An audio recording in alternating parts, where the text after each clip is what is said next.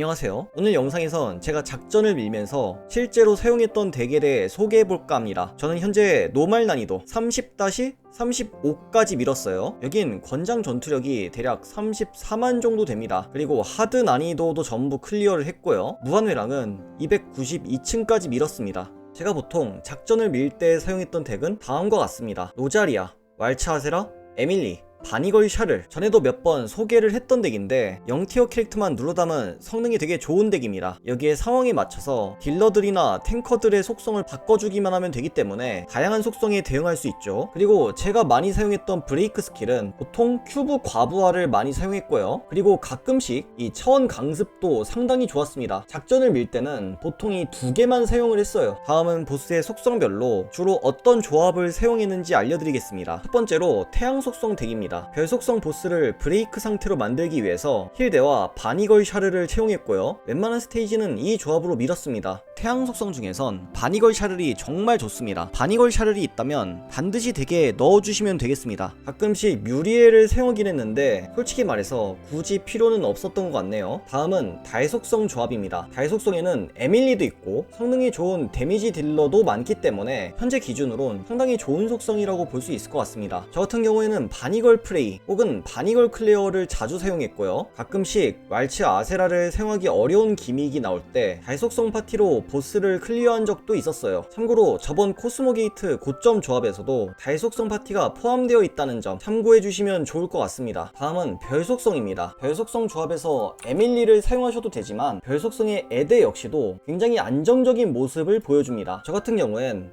무한회랑 220층 역시도 이 에데를 사용해서 클리어를 했습니다. 추가로 별속성의 벨리스는 현재 유일하게 버프를 제거할 수 있는 캐릭터이기 때문에 몇몇 보스의 기믹 파괴를 위해 키워두시는 편이 좋습니다. 일부 무한회랑이나 메인스트림에선 모든 공격을 반격하는 버프를 걸기 때문에 이 벨리스의 궁극기를 사용해서 보스의 강화 효과를 제거하는 게 상당히 유용합니다. 그리고 다나도 생각보다 괜찮은 선택지입니다. 로자리아랑 함께 사용을 했을 때 다나가 특수기를 사용하면 로자리아에게 공격력 버프를 줄 수 있기 때문에 수동 컨트롤 기준으로 상당히 유용합니다. 다음은 질서 속성입니다. 질서 속성의 경우에는 세이라를 사용해도 되고요. 아니면 그냥 바니걸 샤르를 사용해도 큰 문제는 없습니다. 웬만하면 왈츠 아세라의 협공만으로도 보스를 브레이크 상태로 만들 수 있기 때문에 질서 속성을 여러 명 넣어야 할 필요가 없는 거죠. 그리고 상황에 따라서 루나도 생각보다 괜찮습니다. 그런데 이 조합은 PVP에서 더 좋아 보이네요. 어쨌든 다음으로 넘어가죠. 마지막은 혼돈 속성입니다. 최근 혼돈 속성의 로자리아가 출시되면서 현재 가장 강력한 속성이 되었습니다. 로자리아와 레이시를 메인 딜러로 사용할 수 있기 때문에 상당히 좋은 조합이죠. 물론 이 자리에는 바니걸 샤를 혹은 리디아가 들어가도 되겠습니다. 그리고 가끔씩 엘리사를 전열에 세우는 것도 역시 나쁘지 않은 방법이에요. 하지만 대부분 상황에서는 저는 이 조합을 사용했습니다. 이렇게 해서 제가 실제로 사용했던 덱 조합에 대해서